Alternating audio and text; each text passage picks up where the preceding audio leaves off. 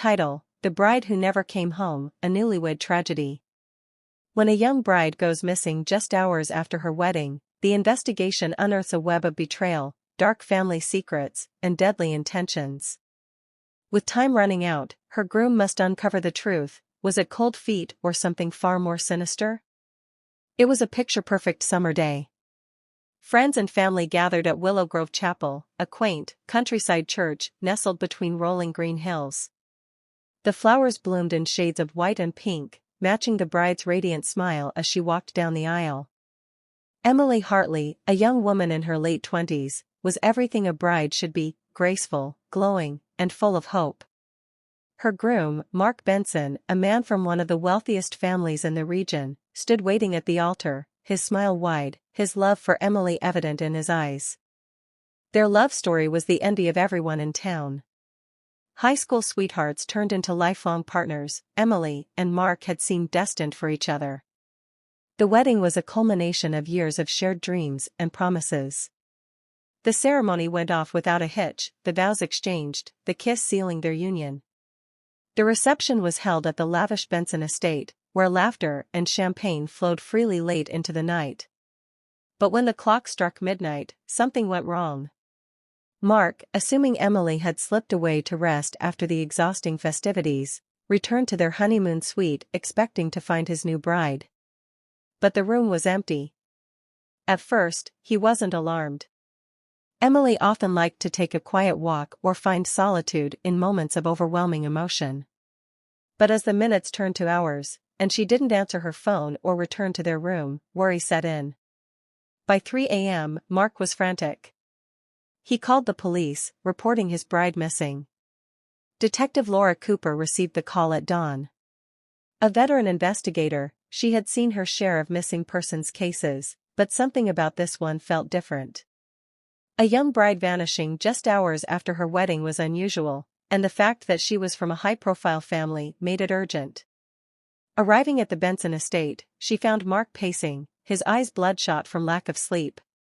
He pleaded with her to find Emily, insisting she would never just leave. Detective Cooper began her investigation by speaking to the wedding guests. Some reported seeing Emily looking anxious in the hours leading up to the wedding, but others dismissed it as typical pre-wedding nerves. One of Emily's close friends, Sarah, mentioned a strange conversation they'd had a few days before the wedding. Emily had confided in her that she wasn't sure she was making the right decision. She loved Mark, but there was something she hadn't told him, something that could destroy everything. Mark, on the other hand, painted a picture of bliss. He denied any problems in their relationship and was adamant that Emily had been excited about the future. But when Detective Cooper pressed him on his family dynamics, Mark became evasive. The Benson family, known for their wealth and influence, had a reputation for protecting their own at any cost. Emily, a middle-class girl from a modest background, had always felt like an outsider, despite Mark's devotion. The first major break in the case came 2 days after the wedding. A fisherman discovered a torn, blood-stained wedding dress along the banks of a nearby river. It was Emily's. The discovery sent shockwaves through the community, and Mark was immediately thrust into the spotlight as the prime suspect. Rumors swirled that Mark, in a fit of jealousy or rage, had done something terrible to Emily. But without a body, the police could only speculate. As the investigation deepened, more troubling details emerged. Emily had secretly met with a man, identified as Aaron Miller, just days before the wedding.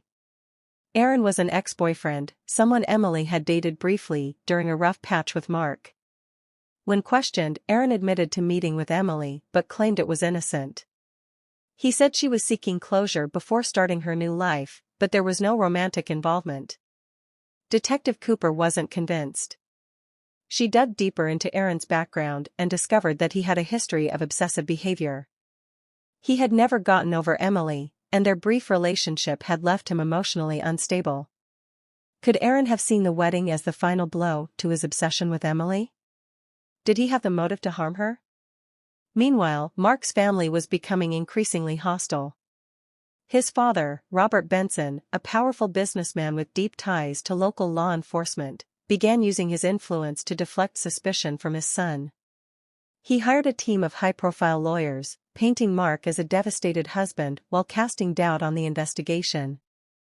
The case reached a boiling point when Detective Cooper discovered that Emily had taken out a large life insurance policy just weeks before the wedding, with Mark as the sole beneficiary. It seemed too coincidental. Was this a plot for money? Had Mark planned to eliminate his new bride all along? But then, an unexpected twist occurred. Emily's best friend, Sarah, came forward with a startling revelation. She confessed that Emily had been planning to leave Mark. The night of the wedding, Emily had confided in her that she couldn't go through with the marriage. She had intended to run away and start a new life, far from the suffocating control of the Benson family. Sarah had helped her pack a bag, and they had arranged for Emily to disappear after the reception. However, something had gone horribly wrong. Emily had left the estate as planned, but she never made it to her safe house. Detective Cooper began to piece together the final moments of Emily's disappearance. Surveillance footage from a nearby highway showed Emily's car being followed by an unidentified black SUV, just hours after she left the reception.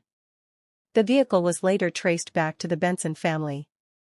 With mounting evidence pointing to foul play, Detective Cooper confronted Mark. In a tense interrogation, Mark broke down and revealed the truth. He had known about Emily's plan to leave him. In fact, he had confronted her on the night of the wedding. In a heated argument, Emily admitted she no longer loved him and couldn't live the life his family had planned for her. In a moment of rage and desperation, Mark tried to stop her from leaving.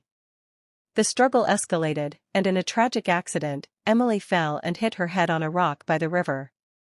Terrified and in shock, Mark had called his father for help. Robert Benson, determined to protect the family's reputation, had orchestrated a cover-up.